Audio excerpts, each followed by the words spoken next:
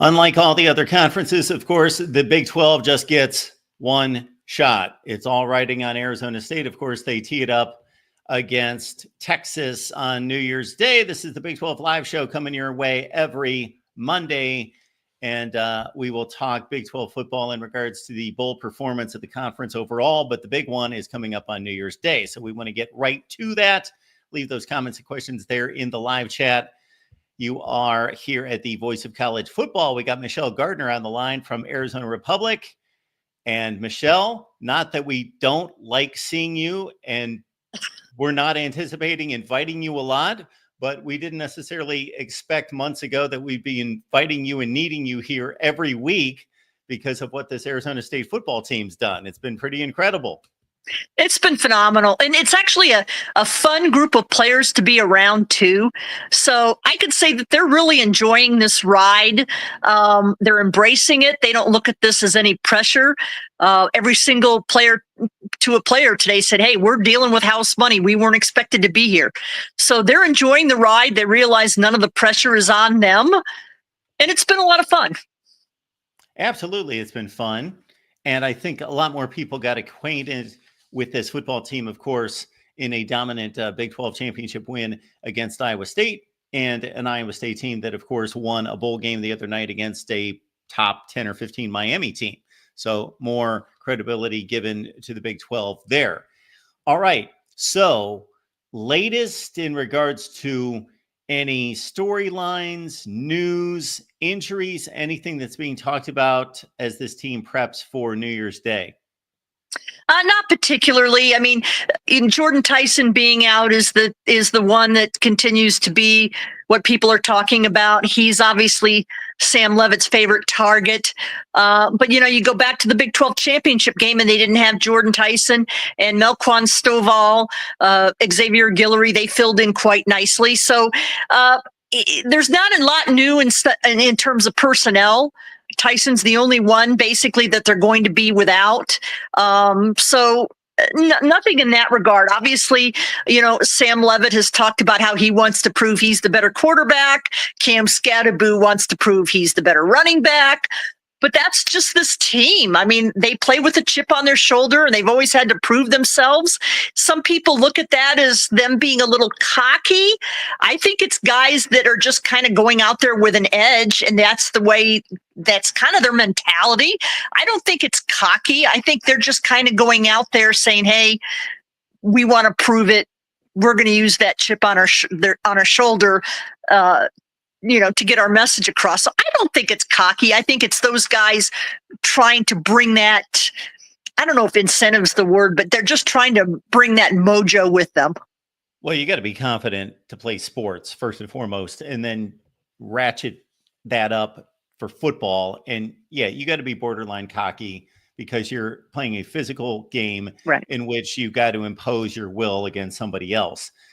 Now, I want to go back to the wide receiver situation because what impressed me during the Big 12 championship game is that I believe the stat going into the game was that Tyson had something like 73 catches, and the next highest wide receiver total was, I believe, 17.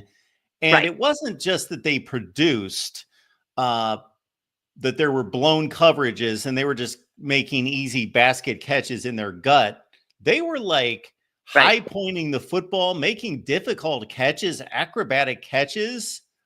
So yeah, making like high end catches. The one by Guillory was a masterful catch in the Big 12 title game. And actually, if you look at the numbers, Cam Scatterbo is actually the second leading receiver.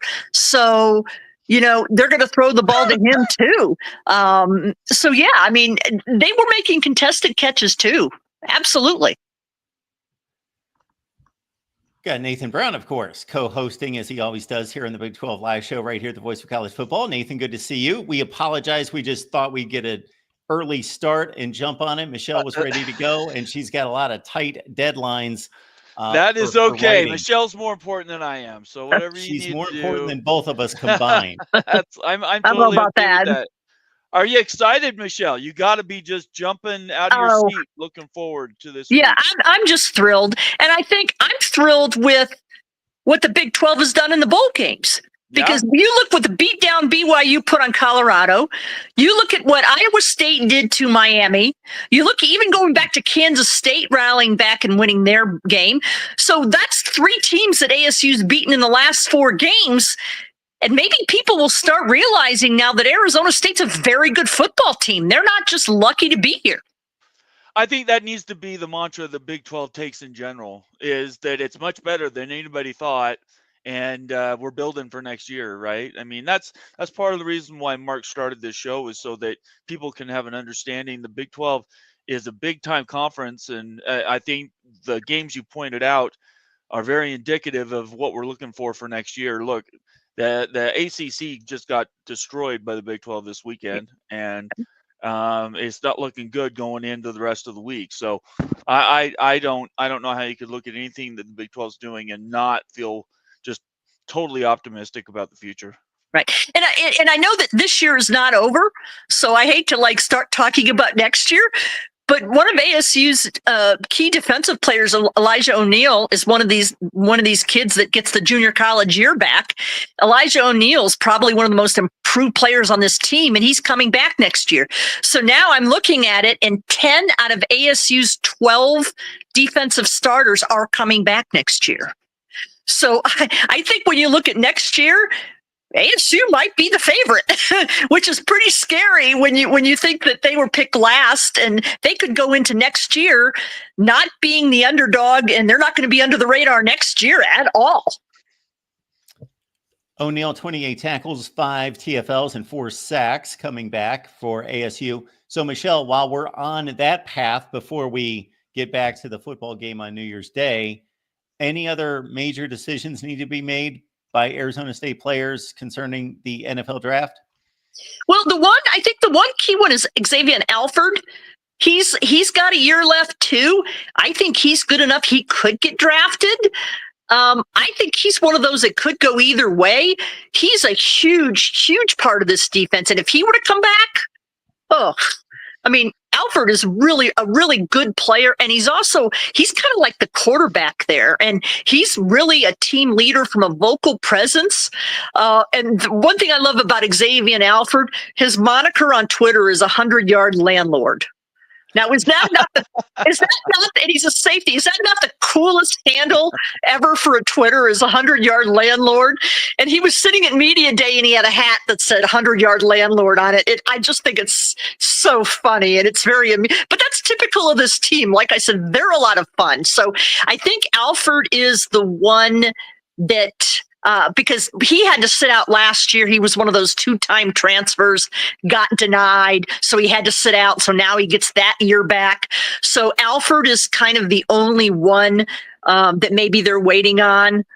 Jake Smith is another one in the same boat, but I think Jake Smith's had problems with injuries, and I even talked to him today about that, and I get the feeling that he kind of likes the idea that this would be his swan song type of thing, going out with this kind of run. So I don't know that Jake will be back, but yeah. And they've also got 2 other junior college players, both offensive linemen, but they're only listed as juniors, so they wouldn't have to make that decision about coming back for another year. So finish this sentence. And I thought about this for 2 weeks. I'm sorry I've missed a couple shows, Mark. But finish this sentence for Arizona State. To win and beat Texas, Arizona State has to do what? I think ball control. I think that's the simplest thing, and it maybe it's too simplistic, that keep the ball out of their hands and they're not going to score. But ASU's got the ground game, so if they can move it 5-6 yards a clip, take time off the clock, use Scattaboo. I know that's easier said than done because Texas has a great defense, but I think that's their best shot is, make it a ground game, make it a possession game. And ASU is one of the top teams in the country in terms of time of possession. I think that's their best formula. And then also, you don't want to get behind big, because then you've got to throw the ball, and that takes you out of your element, which is your running game. So I think I'd like to see them get an early lead or play close early and use the ground game. So we see the line on the game, and we know that Vegas is wrong every week on games, but they're also right on a lot of games. They're right on most of them. They're wrong consistently as well. They get fooled all the time, just like all of us do. So Texas, a 13-point favorite. I haven't checked that recently, but it's within a half point. And there we see the over-under. So, Michelle, taking everything you know about this team and this matchup in regards to any type of, you approach this as an objective journalist, but of course, as you mentioned, you like the team, you followed the team, so there's got to be some level of bias, but removing that as much as possible, how fair do you think this point spread is? I think we're talking about the Big 12 being disrespected. I mean, that's a huge spread. I'd like to see ASU. I think ASU can play it a lot closer than that. And just for the Big 12's sake, and we've talked about this ad nauseum, is, I don't think it's going to happen, but let's say they get beat down. Now there's that Big 12 narrative again. Oh, the Big 12 sucks. So the Big 12's not that good. The Big 12's not competitive. So, which is totally wrong, because every other game in this playoff has been lopsided.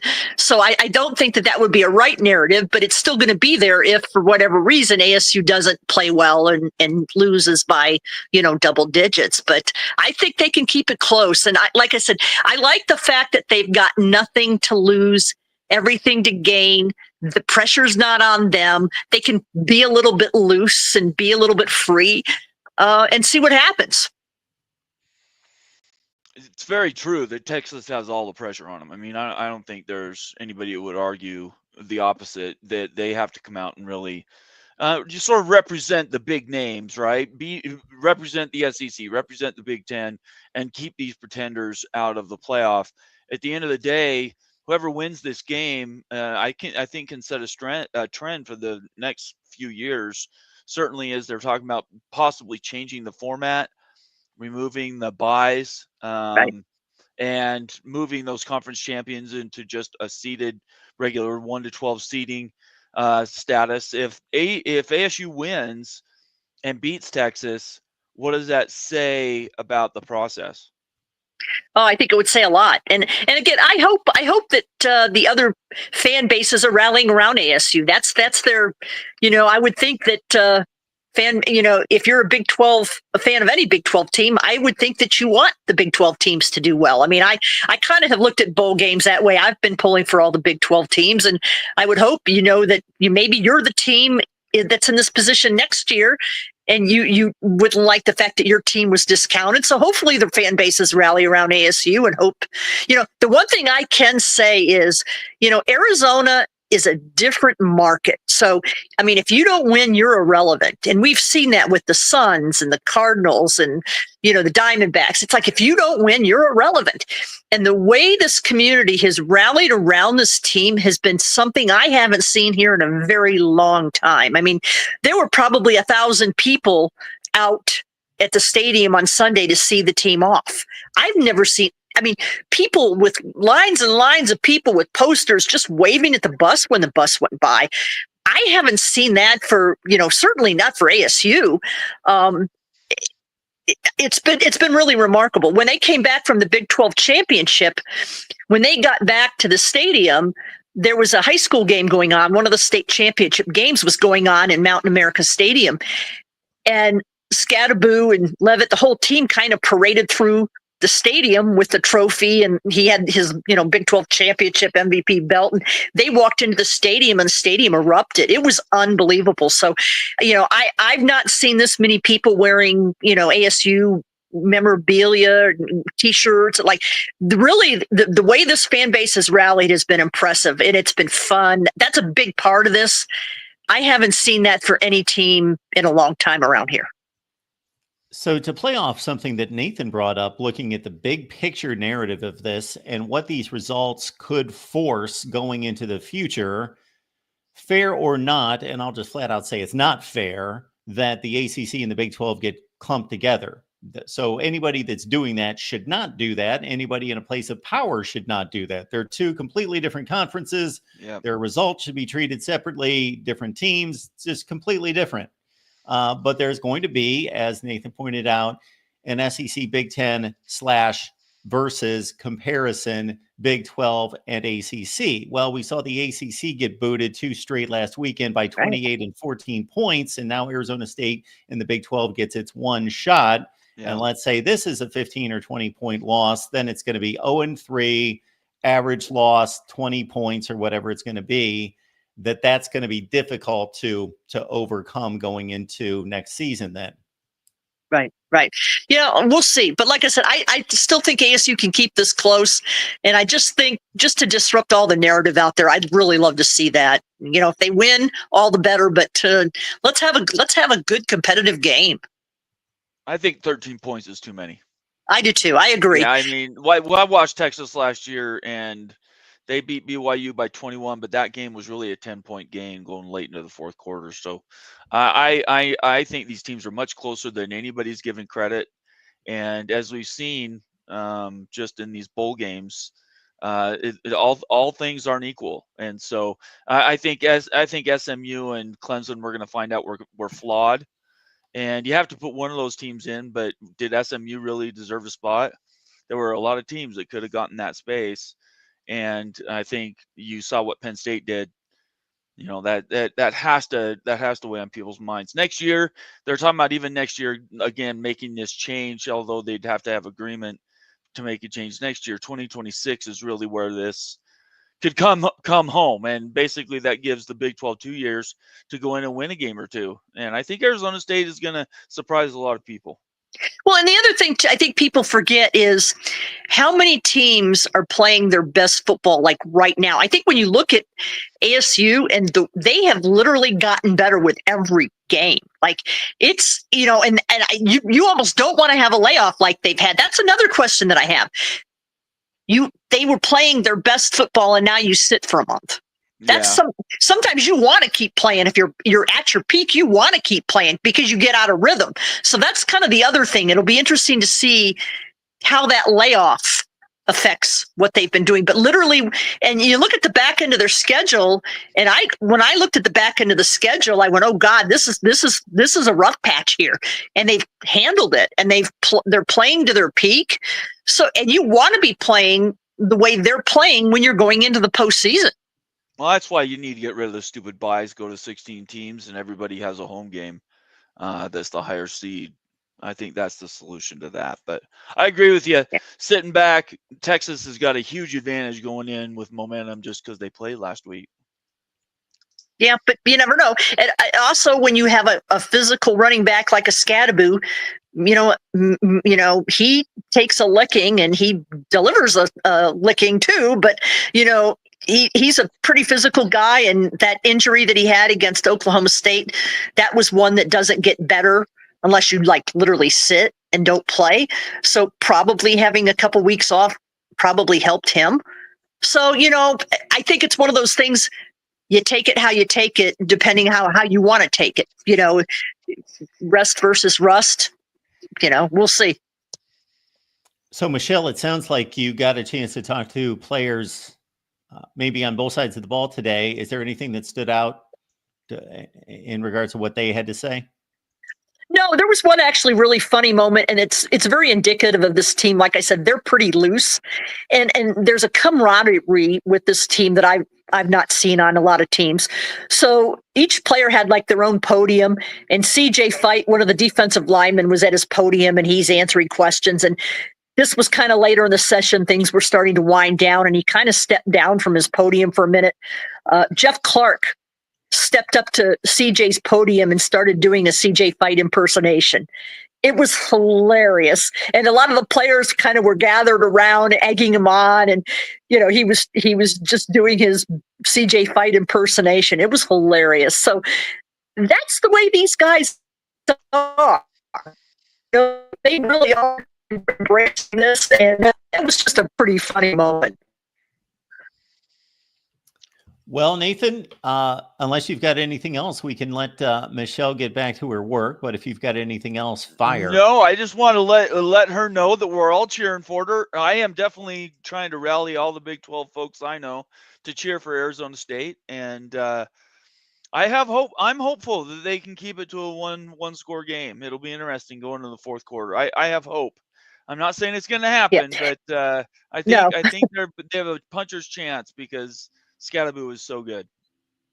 Yeah. And I mean, I look at several of the games down the stretch where I go, I didn't expect that. So nothing would surprise me about this team anymore because I've just kind of come to expect the unexpected with this team. And I think there's a lot to be said when you've got a good team dynamic. And they've just really got it right now. And again, you look at the portal, they don't have any players of note that are in the portal yet. And Kenny was asked about allowing players that are in the portal to still play with the team, which is pretty much unheard of. And he's like, they helped get us here, and if they want to stay here, I don't think a kid should have to choose. And I mean, Kenny's just awesome. And like I said, I think the team feeds off of his energy and feeds off of his positivity. Michelle Gardner, Arizona Republic, and we encourage everyone to head on over to Arizona Republic, and you see Michelle's X handle. It's right there on the banner, M Gardner Sports. And of course, this is the time to check out Michelle's work leading into the huge matchup against Texas on New Year's Day. Michelle, we will let you get to your writing. And we Thanks. I do have a lot to do. We'll see you later. Thank you. Okay. Bye. Bye-bye. All right. We appreciate Michelle. Good to see you, Nathan. How you doing? It's good to see you too. Absolutely. Appreciate you being here. Hope your holiday season is going well. Yes. Last week I got caught out. I was out of pocket. I was shopping, so I apologize about that. But yeah, it's good to be back. We've got some good games that have happened this last couple of weeks that have made college football is so fun. That's the easiest way to put it. I love waking up every day during the holidays, turning on a football game. It's a cornucopia, as it were. So I'm glad we're here. Yes, as we speak, Iowa and Missouri are playing in the Music City Bowl. And of course, you as a BYU fan entering the Big 12 missed Missouri, who, of course, left the Big 12 about 12 years ago. But they're going at it right now as the lone bowl game today. But as you and Michelle both mentioned, it's been a pretty entertaining bowl season. So in regards to the Big 12, I'm looking at 3 wins and 2 losses, throwing out the BYU Colorado game because that's the one rare matchup, which I think was a very smooth move by the Alamo Bowl to say, hey, we know these two teams play in the same conference, but this is a really attractive matchup. And they didn't play in the regular season. So it's still a new matchup. And especially since it's not like they didn't play this regular season, but they're old Big 12 nemesis that played in the past. So all of that was fresh and new. And you got to be really proud of your BYU team because obviously all the attention was on Deion, Travis Hunter, Shedeur Sanders, as it always is, but especially since they, to their credit, got the insurance policy, opted to play in the bowl game, and BYU dominated that football game. Yeah, boy, Kalani had him fired up, didn't he? Jay Hill's defense, again, I've talked about him for 2 years. He is an amazing statistician and somebody that does schemes really well, makes second half adjustments, and they just bushwhacked Colorado. I mean, Colorado, for one thing, I will say this, Deion's built something there that I think as long as he stays, that program's going to continue to rise.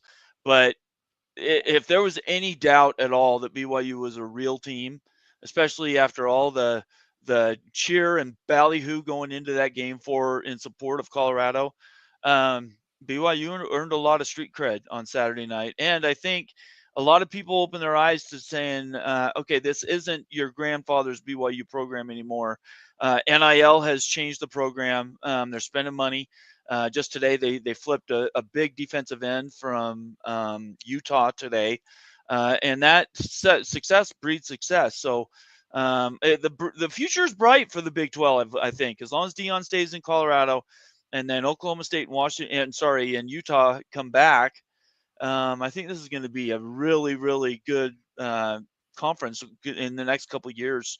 I don't know what it's going to look like, but you could have several teams that really show out.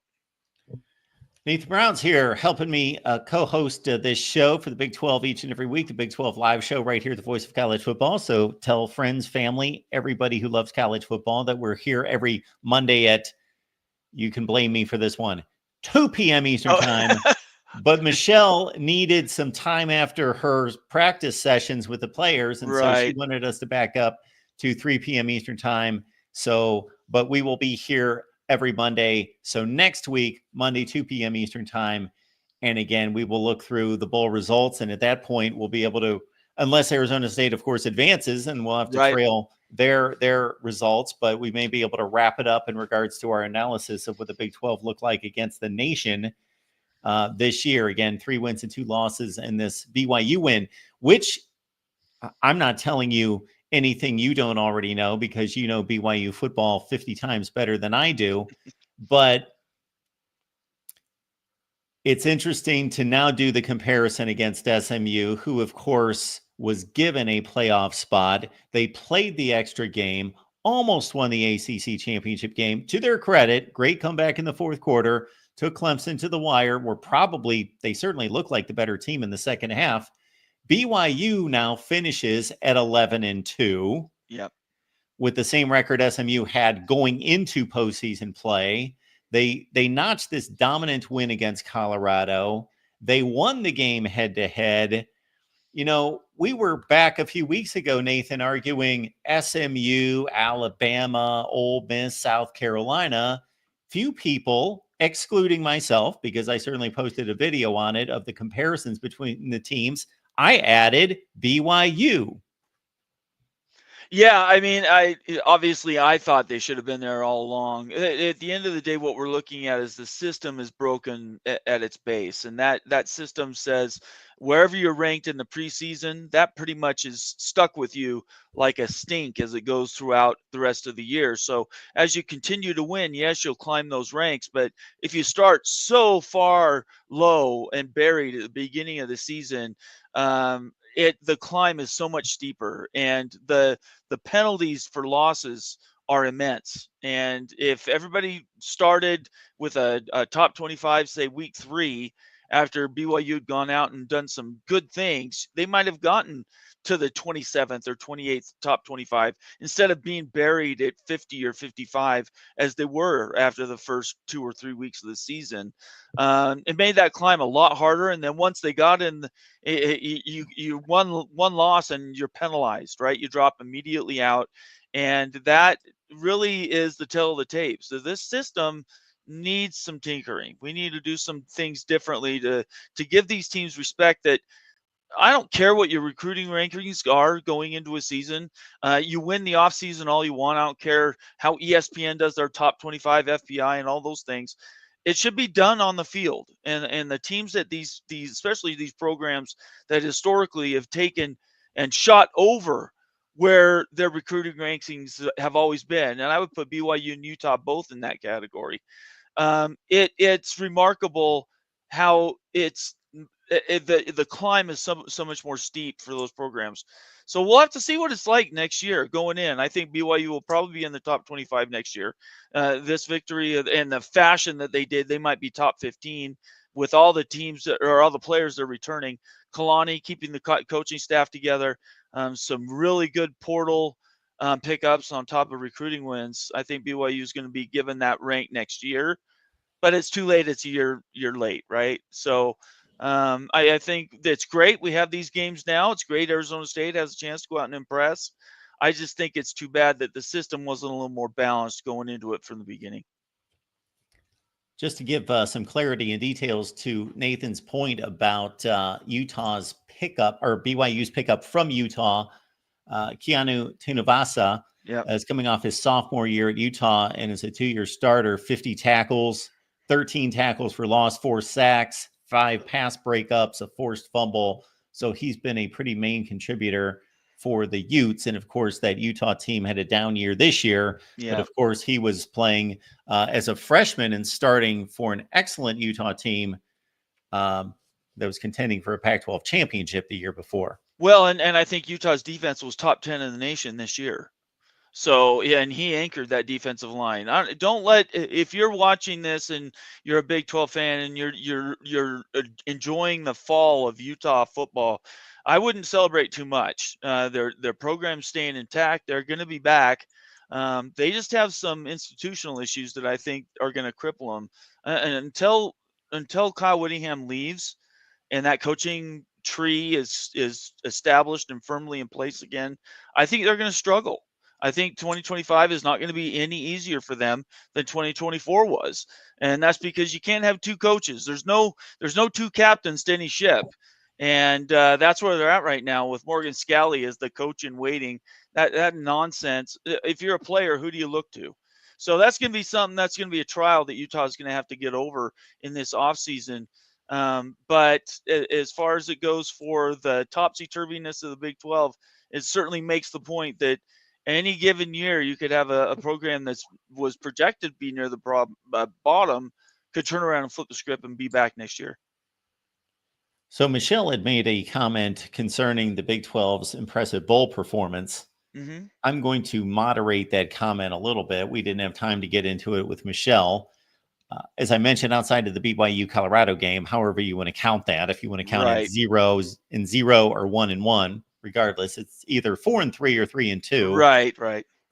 So the one game that stands out to me is, of course, Iowa State beating Miami. I did think that was going to be one of the best bowl matchups of the bowl season. Right. Saw that one coming.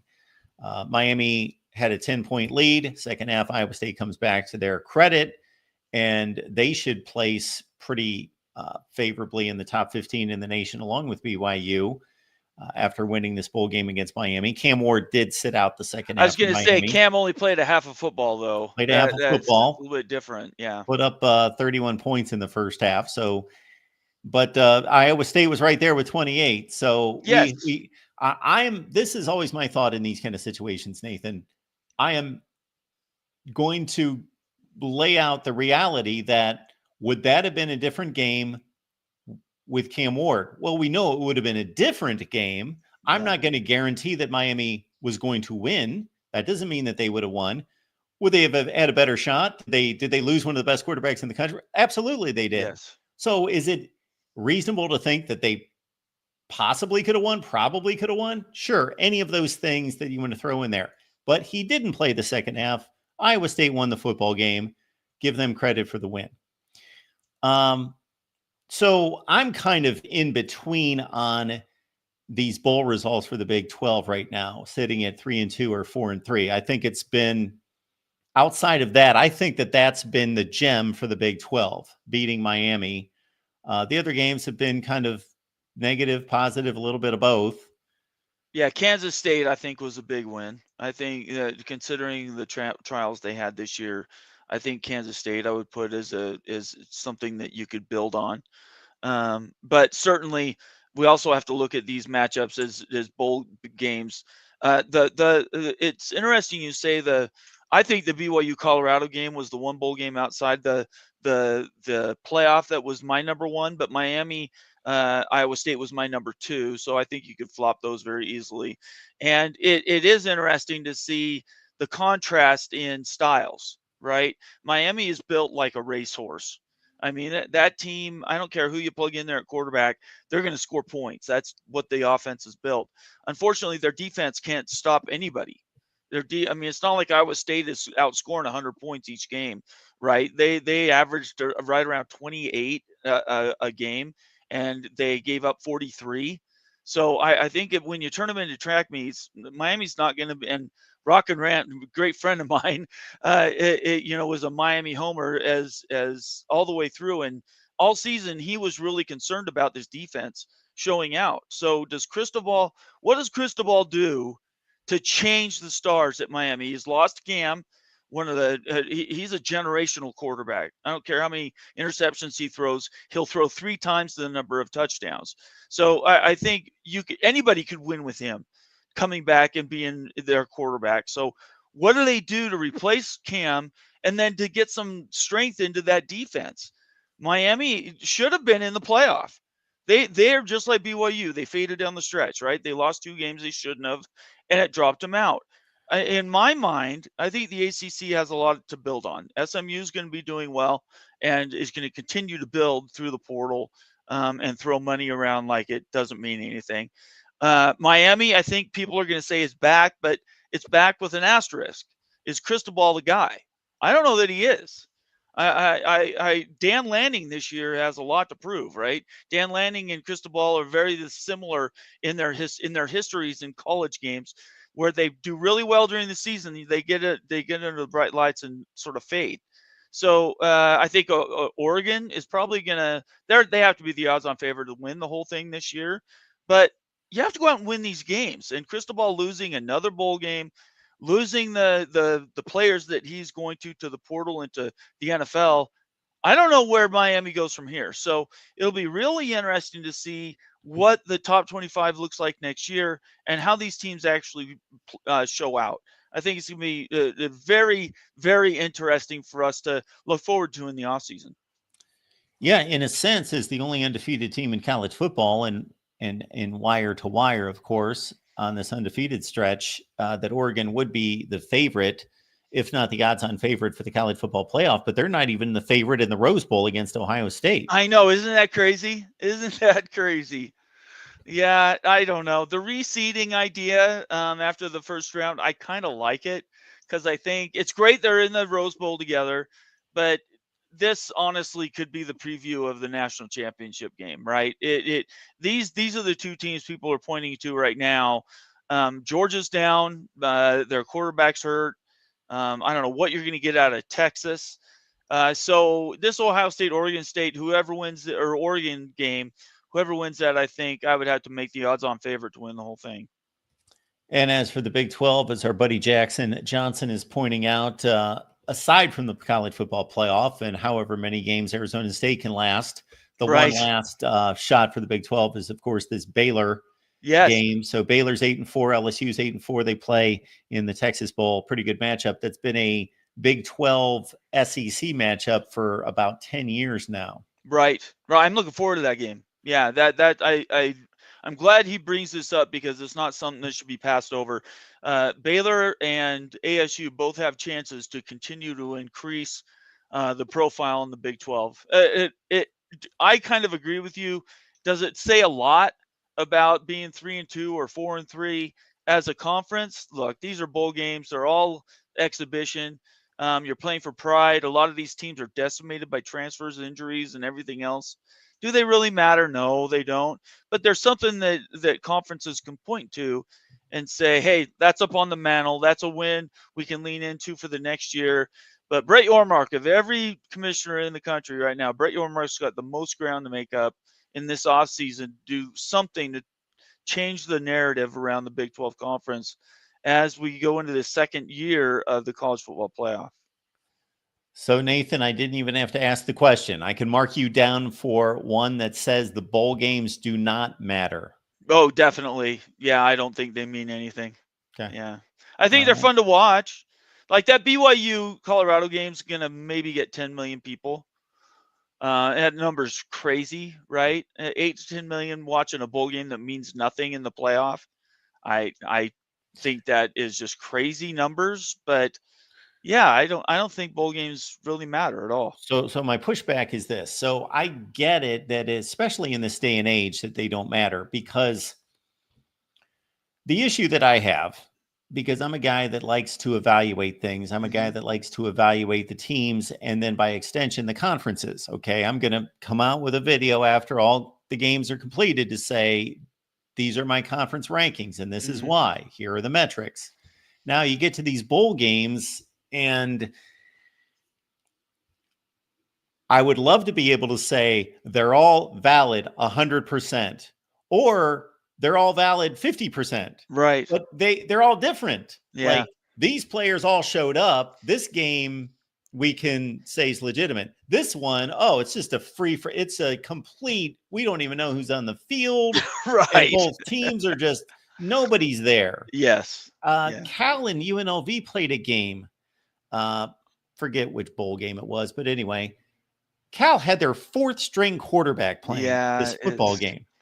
It's like the the quarterback had not played any football since 2021 playing for Ohio University. So it's like, how do you evaluate this stuff? I don't evaluate it at all. There was really the only game that had full participation for both teams, and that's BYU Colorado.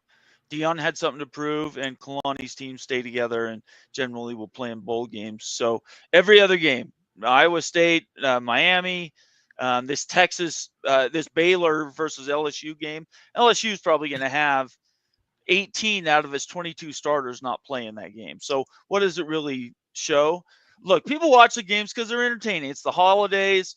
Families get together to watch these bowl games. They celebrate, the holidays together and everything. I think that's great. Those are fun things. But we need to keep, we need to have that discerning eye on. And if you and I are in the same camp, I think we're saying the same thing, and that is, bowl games are great. The teams stick together for a few extra weeks for practices. All those advantages are fine. But with the transfer portal being right in the middle of bowl season, everything else pointing to the CFP, I don't know how really these bowl games really matter anymore. Not that they've mattered for probably 15 or 20 years anyway. Oklahoma had 25 opt-outs. Oh, Navy, geez. of course, is not a team that's going to have any opt-outs. Yeah, that's right. So yeah, on one hand, Nathan, and I watched that game, and Navy pulled it out 21-20. So part of me wants to say, you know what? I don't care who showed up and who didn't show up. You're representing your university, and that's what Oklahoma brought on. That's what they brought on the plane.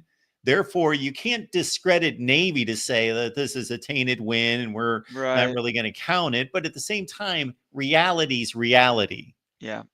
And again, everything that you said, I completely agree with. But I guess this is me somewhat clinging to the past. And this is also somewhat me trying to make sense of things, because the part that is me clinging to the past is that when I was growing up, bowl games were huge. Yeah, they were big. Even if you went to the Gator Bowl, like that was a big deal. People were watching and thought of it. It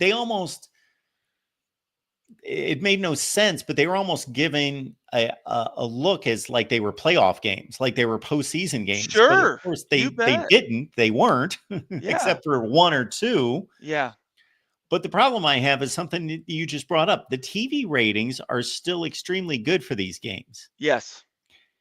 And the other thing is, what I love about the bowl games, if they can be legitimate and the players show up, is that we see matchups that we otherwise would not be able to see. And that's what I love about it. I think that's the dance. That's the romance, is that how often does Baylor play LSU?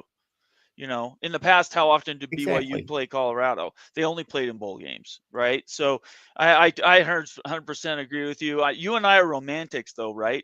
I would say you and I grew up in the golden age of college football. We came through the late 70s, 80s, and 90s where Nebraska you could rely on every year. You could rely on Miami. You could rely on Florida State, USC. I mean, it was just like the pageantry, the Rose Bowl, always playing, Michigan versus Washington. Those, Keith Jackson's been dead a while now. We can't really point to those things anymore because it's all money and it's all about me with the players, right? The players are like, what do I need to do to get paid next year to go play football? And I don't know that those days are ever coming back. I wish they would. Maybe you could work them back in with the playoff.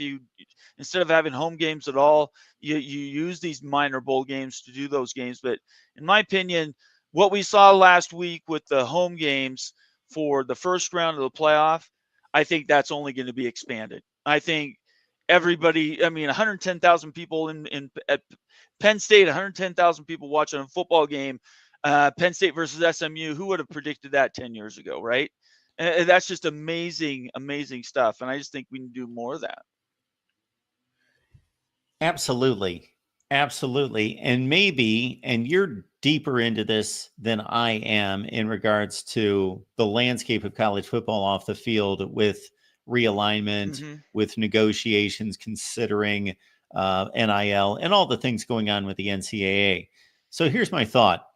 In 2025, these players will be formally paid for the first time, correct? And it's Yes, that's roughly going right. to be like 22% of the media rights deal. Was the last figure I heard. 21.5 million Okay. up to now. It's optional. Schools don't have to pay anything. Okay. So right now, House, which still hasn't been approved, by the way, the House settlement is 21.5 million. That's based on some mathematics in the back end for how much the media values are and some other things. 21.5 for each program for the school to pay, but then of course third-party NIL is unlimited, right? So they can. It's like Sure. a political PAC. You can only donate so much as an individual, but you throw a PAC together, you can throw tens of millions of dollars at a political candidate. Same thing. So, in regards to, again, the formal pay starting next season, here's my thought that for as much as a lot of people, it rubs them the wrong way to see these players paid officially, that it could cure two ills. That if you're suddenly paying someone, can you not sign them to a contract?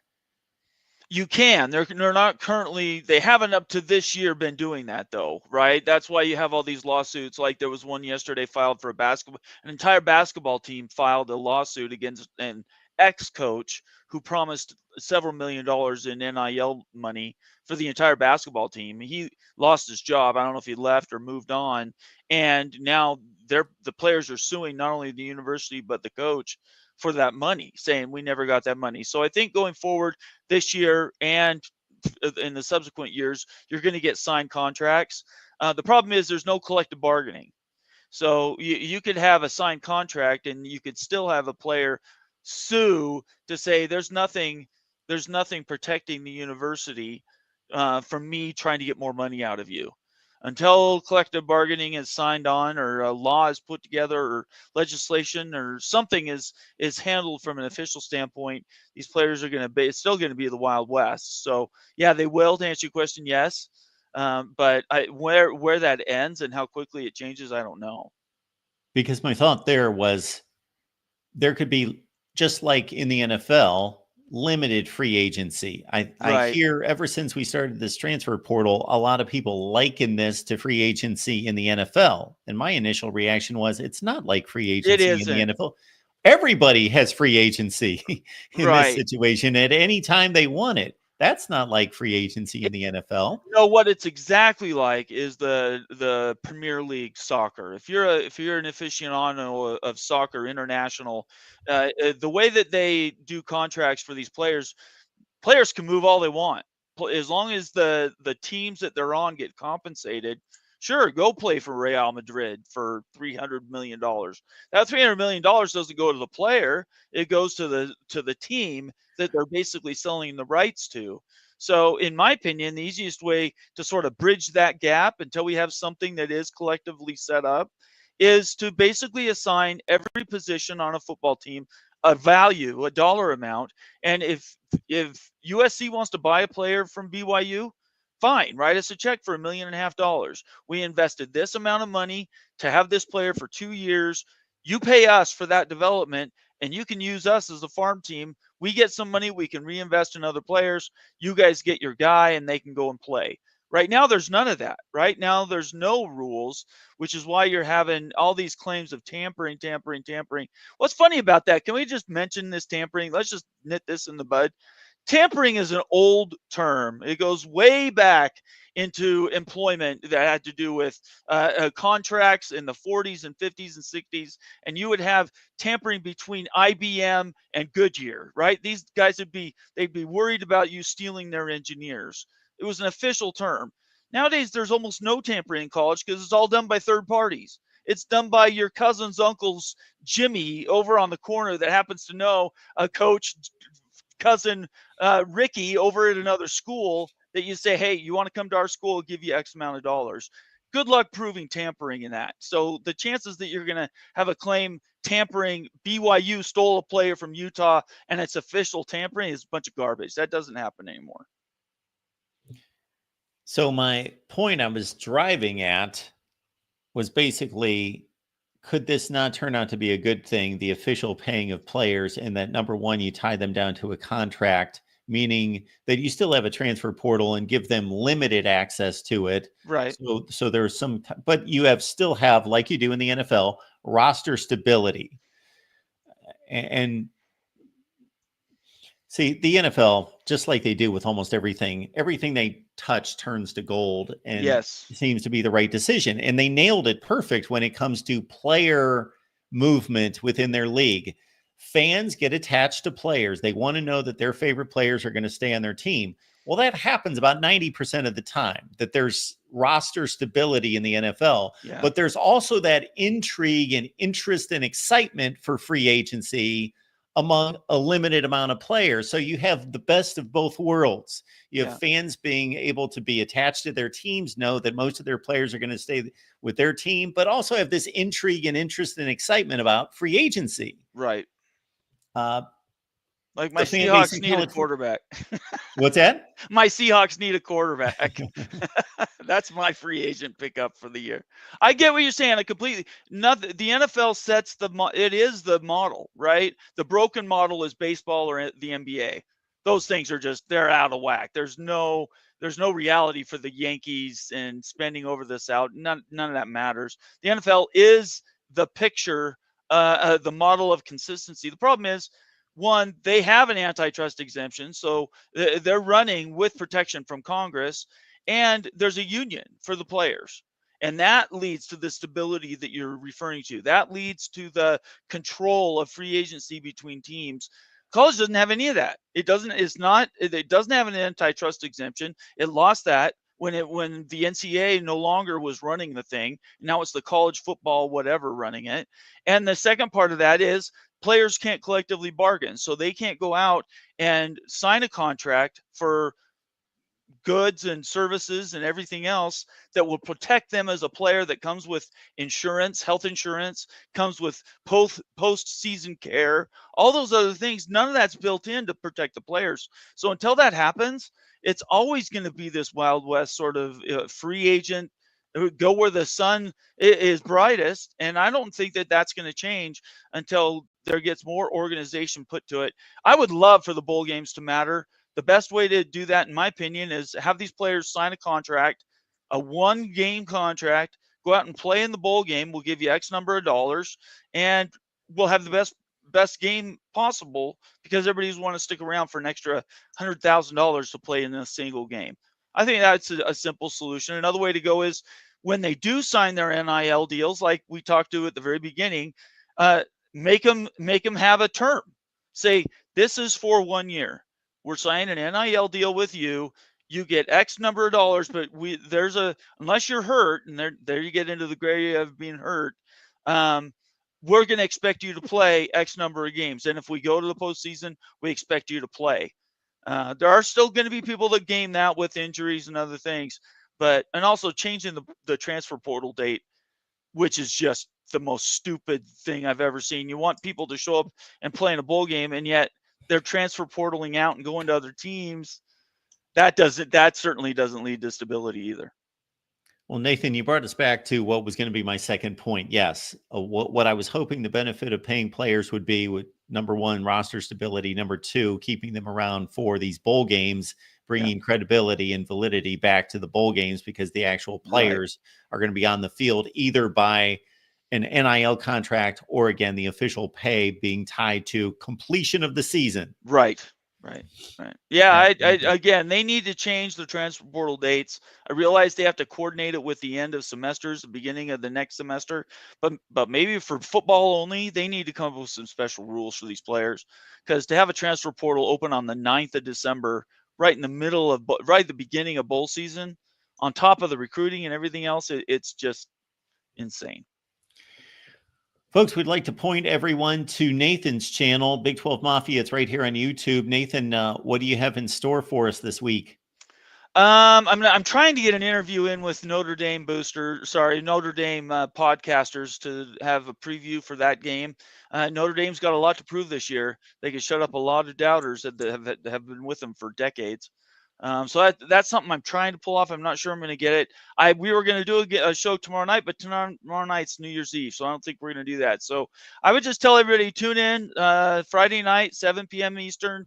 You can catch me and the guys, and we're going to be talking about the second round of games, now third round of games for the college football playoff. And it should be a lot of fun. Plus, we'll wrap up all the rest of these bowl games as we continue to see these fun matchups. Let's go Baylor over LSU. Folks, I am headed to both the Ohio State and Oregon channels for a Rose Bowl preview with Spencer McLaughlin from Locked On Ducks. Excellent. Excellent. Well, have fun. Thanks for having me on your show. And as always, we'll see everybody here next week. Thanks, Nathan. Everybody, we'll see you next week. Thank you. Bye-bye. Peace out. Happy New Year. Happy New Year.